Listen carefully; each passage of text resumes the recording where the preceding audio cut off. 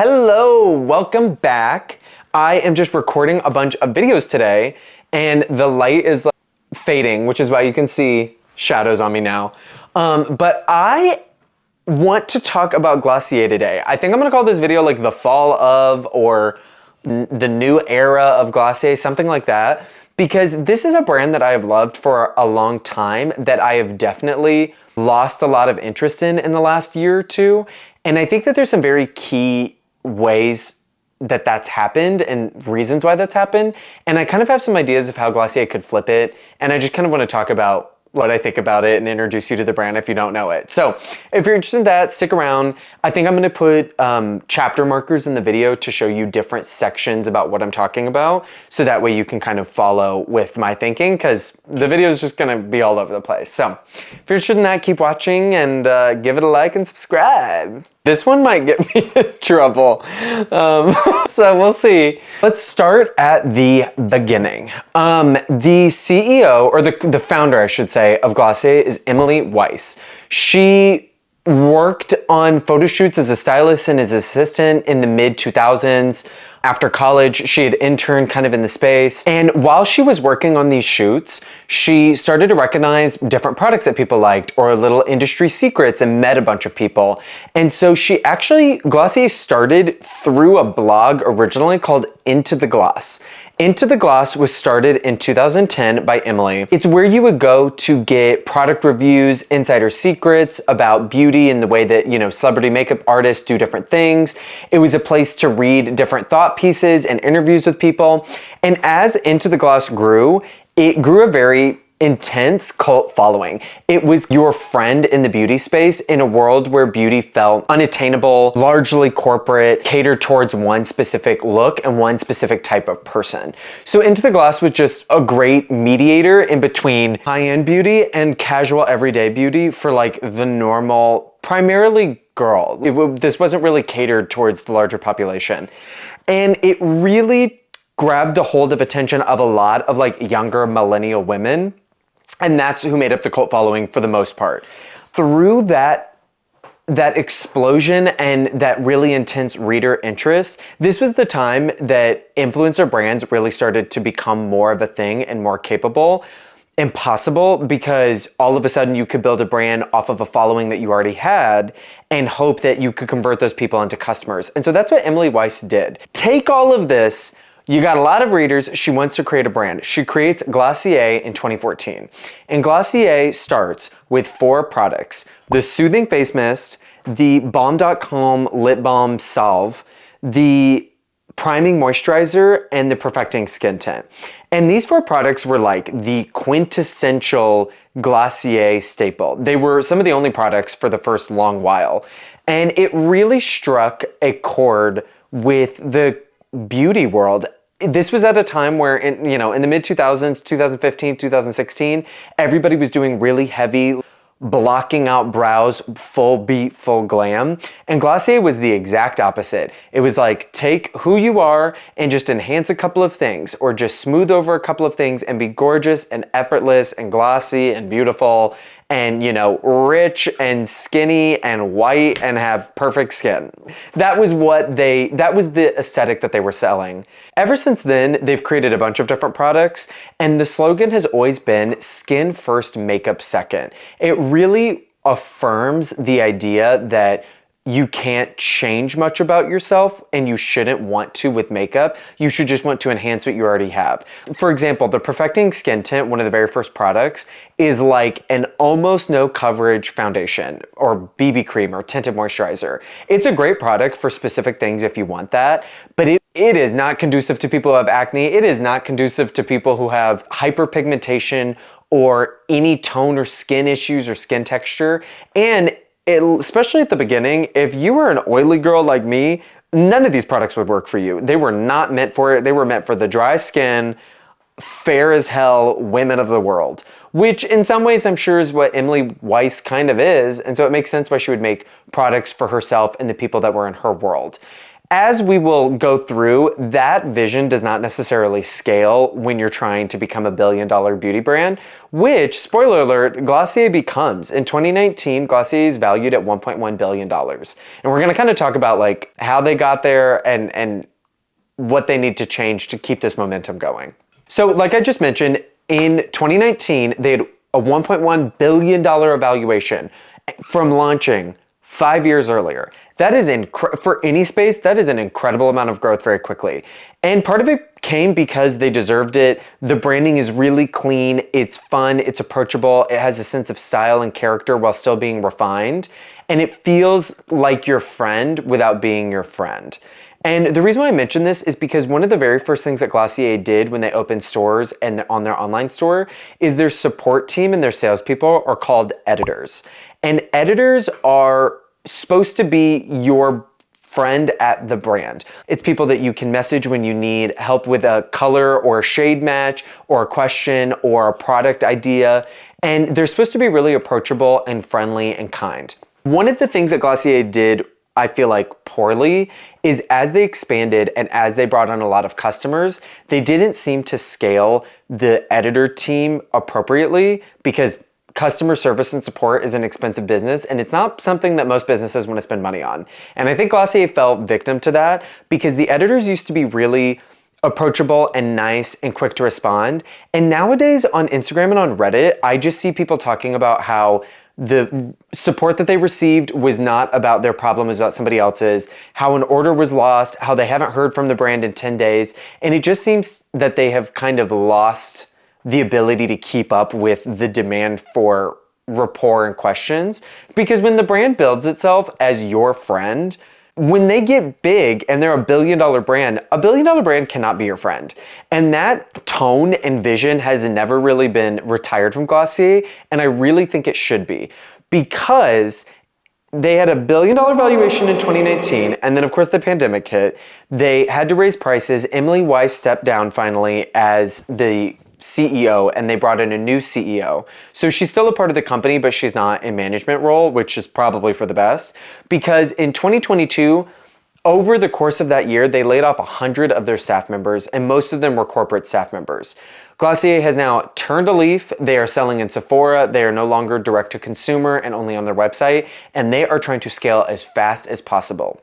Part of the reason why is I'm sure their products are successful because of their custom packaging and because of their unique ideas, but that's also what makes them very expensive to manufacture and to make money off of. Custom packaging is incredibly expensive. So while I don't want them to necessarily lose that edge of their brand, it's something that they have to account for, and it looks like new management is really taking a very intense focus on margins and how they can make what they currently have work for them. I think going to Sephora was a good idea. Every time I've been to my local Sephora, nothing's in stock. To give a little bit of context, I have been a fan of Glossier for a long time. I found the brand kind of in its infancy through just Tumblr and random people talking about it, and I've definitely loved a good few of their products. I have their makeup bag, I have some of their eyeshadows, I've had different moisturizers and skincare over time, but the product that made me fall in love and become an ambassador with Glossier is Glossier You. It's their signature fragrance. I will never forget, I was in New York, I barely knew anything about the brand, and I happened to walk past what was the headquarters, and at the bottom of the building, there was just a completely red store. The entire thing was blocked out in the front, and it was just red. And the door was open, and I was like, this is interesting, and I walk in, ceiling's red, walls red, red curtains, red carpet. It was very cozy, it was cold outside, and no one was in there. So I was like, what is this? I walk through and I get into this room and there's a cutout in the wall with a gloved hand. And I was like, okay. And the employee was like, oh, you can go over there. And I go over there and the hand gestures for me and then it holds out its hand and I put my hand in its hand. It flips my hand over and then another hand comes out and it sprayed my wrist with Glossier You. And then it handed me a sample. And I left and I was kind of like, okay, whatever. Glossier You single-handedly is the reason why I wear fragrance every day now. I was smelling myself all day for the rest of that entire trip. I was smelling myself, I was using the sample, I was hooked. It was a fragrance unlike anything I'd ever smelled. I loved it, it smelled different on me, it lasted. And I ended up selling every family member and friend I have on this fragrance. My dad wore it for a long time, my mom, my sister, it smelled different on all of us. And it was definitely one of those moments where I was like, this packaging's cool, this brand's cool, this product's amazing, I love this. They have now since reformulated the product, which I will get into in a minute, but that's kind of my first interaction with Glossier, and it was a very positive one. I became a very big fan very quickly. So let's get into where Glossier has kind of fallen and what I think they could do to like turn the ship around. Okay, so the first kind of grievance I have with them is that actually their slogan. It is skin first, makeup second, which completely goes along with their brand ethos from the beginning. But with all of their new product launches in the last like year or two and just the brand in general, I think that they can retire that slogan because that's no longer true anymore. I looked actually on their website, and as of December 2023, they have 17 skincare products on their website and they have 23 makeup products. And that's not including all of the bundles and sets and special things. That's just the baseline core product offering. And I think that that says something. Obviously makeup, you're gonna have more variation and more fun, but their skincare is absolutely lacking. It is underpowered and overpriced. All of their serums, there's much better, cheaper alternatives. Their moisturizers are good, but they're expensive. The deodorant is good, but it doesn't last long. They have some body care, but it's kind of an afterthought. Just in general, their skincare, especially when we're dealing with things like Korean skincare, they need to step up. I can go into almost any store, including like Walgreens, and usually get more effective skincare at the same price or less expensive. And I think for a brand that is skin first, makeup second, it shouldn't be that way. And I think in general, they either need to live behind that slogan or they just need to let it die and move on with the new era of what Glossier is. Okay, the second grievance I have is unannounced reformulations. Now, I think I'm gonna post this in the Glossier Reddit, and you guys will definitely agree and you'll have feelings with me about this, but Glossier U, their fragrance, and Balm.com are two of their biggest staple products. I don't know if they're the best sellers, I assume they are, but they are so core to the brand and the idea behind the brand. And both of them have been massively reformulated in the last year, and they have gotten worse. On one hand, some people think it's because they went into Sephora and they wanted to be clean at Sephora, which means that they need to be vegan. On the other hand, they are growing, and inflation and COVID and everything else has made manufacturing products more expensive.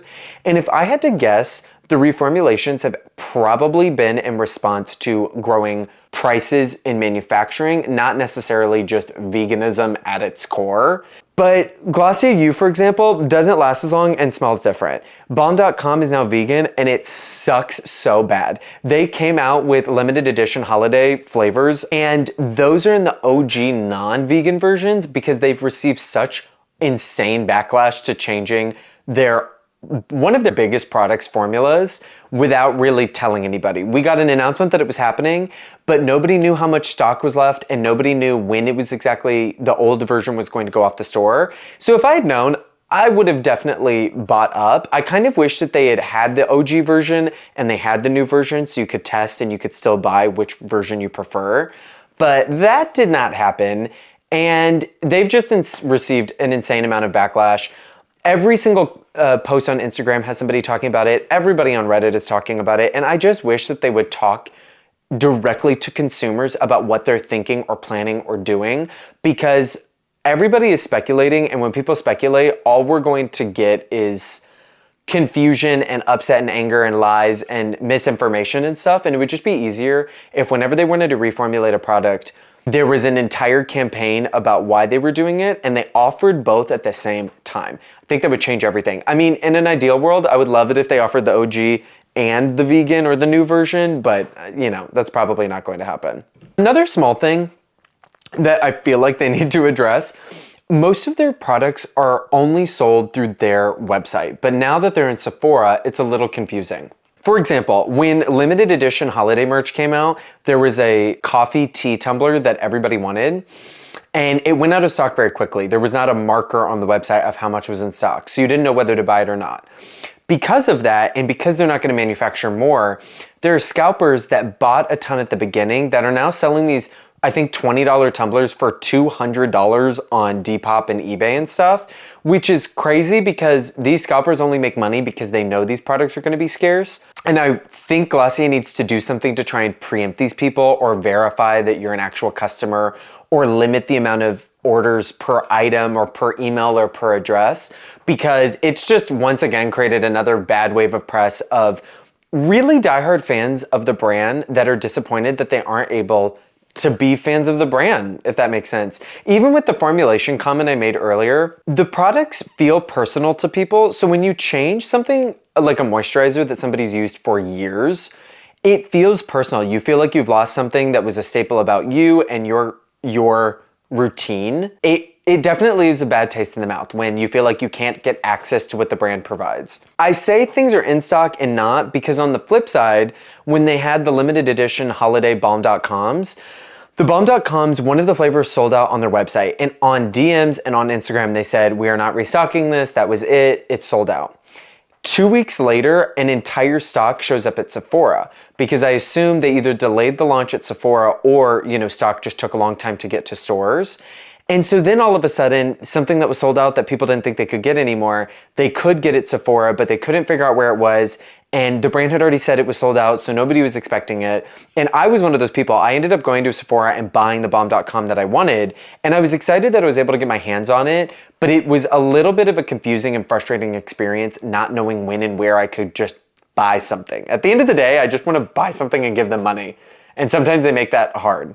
The last thing I kind of want to cover and things that I just feel like made a misstep on is the editor team and customer support. I see comments all the time about lost orders or incorrect orders or poorly packaged orders. And you really don't, as a brand, want to alienate the people that are still your fan, especially when a lot of people are having a hard time being a fan of your brand. You want to treat those people really well. I don't know how their system works, but I assume they just don't have enough people doing these jobs. And I think whatever they could do to beef up that team and make it known that Glossier is a place where you can go and you can talk to somebody and they'll be really helpful and really kind would go a very far way with the existing consumer base. I have USAA insurance, and one of the reasons why I pay for it is because their customer service is so amazing. It makes my life so much easier, and I really am a huge ambassador of the brand because of it. And I think with all of the bad press that Glossier has gotten over the past couple of years, it would go very far for them to just hire a good 20 more editors or whatever they need to do to make sure that any communication from the brand or any package shipped is shipped correctly and effectively and is communicated, and you can always get access to a friendly face, because Glossier wants to be a beautiful, minimal, friendly face. So I feel like their employee experience, should be the same. So now that I've been bitching for a while, I do want to say I love Glossier. I definitely am pulling away from the brand because I feel like there's a lot less value in the products that they have. But as a brand, their stores are amazing. Their branding is always really well done. A lot of their packaging and ideas that they have in the space are interesting, and I just want them to get back to doing what they do really well instead of spending the time and money to undo good things that they've made, like discontinuing their face masks or changing the Milky Jelly cleanser formula. Like, why do we need to spend time doing this? Just make other things and then let us know when you want to reformulate or do whatever. So I actually want to give fans and Glossier a couple of ideas of what I think that they could do better and improve and bring new things into the space. So the first thing, I've already touched on this, that I think that they could do is bring back the OG staple versions. I think if these versions are more expensive to manufacture, just raise the price. Especially with things like Glossier U, I would probably be willing to pay more if I know it is a really consistent, high quality, strong fragrance. Like, I just want my old, high quality, creamy, gorgeous, all day lasting fragrance. Offer it as an OG version, or offer it as a deluxe version, or offer both at the same time. Find a middle ground, because I probably won't buy more Glossier U in this formulation because it's so different, and I can find other things that are consistently high quality from other brands. On the flip side, if they want to get rid of a product or if they want to reformulate a product, I think that they should do a big marketing farewell tour. The face masks that they used to sell, people are just now realizing that they're out of stock and they're not coming back. If they're going to phase out a product, I kind of wish they did a whole marketing stunt around goodbye, we're gonna miss you, stock up, or here's how you can make it yourself, or here's similar products. If they could use Into the Gloss again to say, hey, we're saying goodbye to these masks, here's other masks in the space that we think do something similar, and here's what we think that you should provide. I think it would just go that one step further to making the brand feel friendly and kind of like your friend or like a partner in this space with you and in your skincare journey. And it would be a fun way to have the brand honestly be a little bit more humble, be a little bit more approachable and a little less elitist if we were inside and like saw how the sausage was made a little bit more.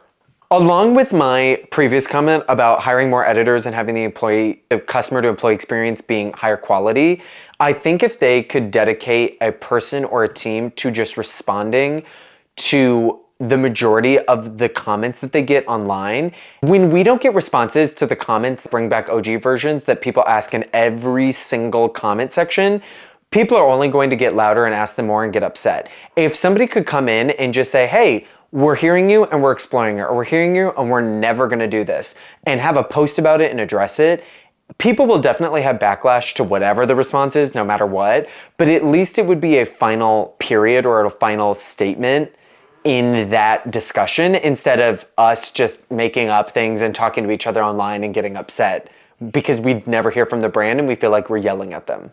Another thing that's kind of a side project, I wish they would bring back Into the Gloss. It's kind of in maintenance mode, it seems to not be a priority anymore, but it is why Glossier as a brand exists, and in its heyday, it was a very fun, interesting publication. I would read it probably multiple times, if not a week, a month, because there was always new things and gift guides and interviews and tips and thought pieces. And I think if they brought back Into the Gloss, they would probably win some of old customers and some new customers through content. But I also think that they should really expand into video content for Into the Gloss. Things like Vogue 73 questions, what's in my bag, expensive taste test, things like that that other channels do on YouTube, I think is a sorely missed opportunity for Into the Gloss to own that type of content where they can talk to insiders and celebrities and influencers and create their own versions of little mini shows that we go to Glossier for to learn about, like Sydney Sweeney's skincare routine.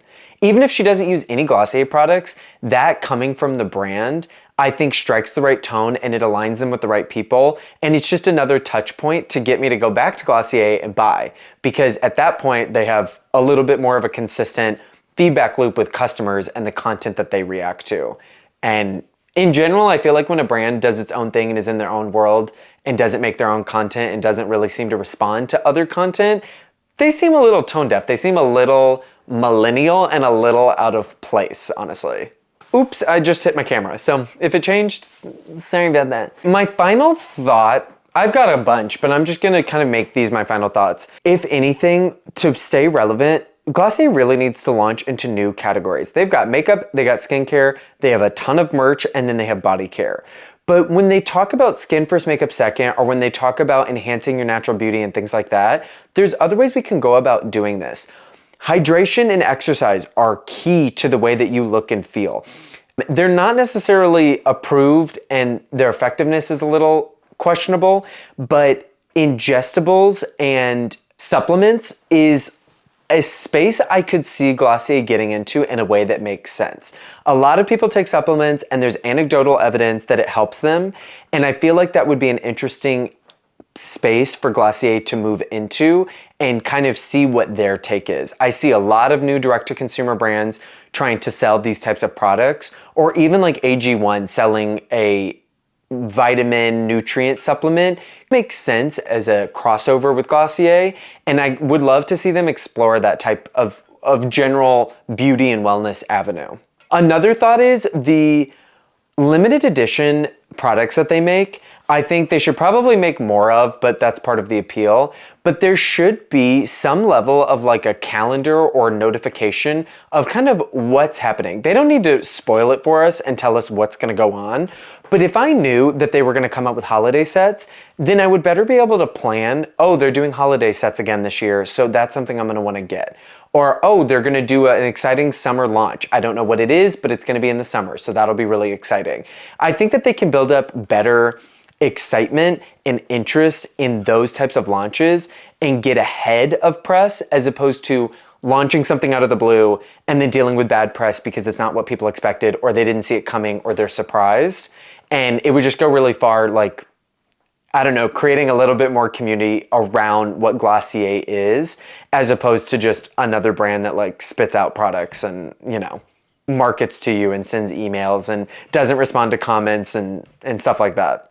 This is kind of wraps up my video about this. I'm sorry if this is rambling. I'm kind of all over the place with how I feel, but these are the main ways that I've been thinking about Glossier. I'm very curious to see where the brand goes in the next 5 years because millennial brands are very much dying out right now, and a new wave of Gen Z and like general consumer brands are starting to crop up. And I hope that Glossier is not lost in that change, but it does seem like they're slightly headed in that direction. And I don't necessarily want that to happen. They've been a very interesting brand to watch grow. I think these are very much growing pains, and by getting on top of them and just talking about it and talking more openly, I think that they would flip a lot of their bad press into probably positive press because people will feel heard and they'll feel like they can retain a brand and a friend that they have loved for a long time. So I'm curious to know your thoughts. I'm probably going to post this in a couple places and see if I can get some people to watch and comment and give me feedback. So if you have any ideas or if you want me to talk about other brands that you feel like have gone off the deep end or completely changed, just leave them in the comment box below. And I will see you guys in my next video.